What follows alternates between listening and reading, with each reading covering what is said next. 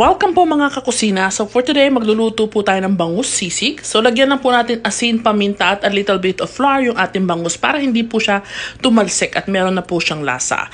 Pag golden brown na po siya, just like this one, both sides, set aside po natin at alisin po natin yung balat at yung laman. Alisin na rin po natin yung mga tinik-tinik.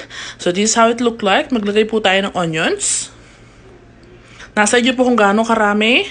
And then maglagay po tayo ng mayonnaise. 2 kutsara lang po yan, pampalasa. Toyo. So unti-unti po yung paglagay ng toyo at baka sobrang alat naman po. So this one is already okay. Maglagay po tayong paminta. Kalamansi. Inaalis ko po yung mga tinik na naiwan. Maglagay din po tayo ng chicharon, siling labuyo, siling pangsigang. And this one is already okay. Ready for plating na po to. Wala na po kayo dadagdag. Kung gusto nyo lagyan ng asin, pwede pa po. But this one is already okay. Balik po natin sa kanyang balat.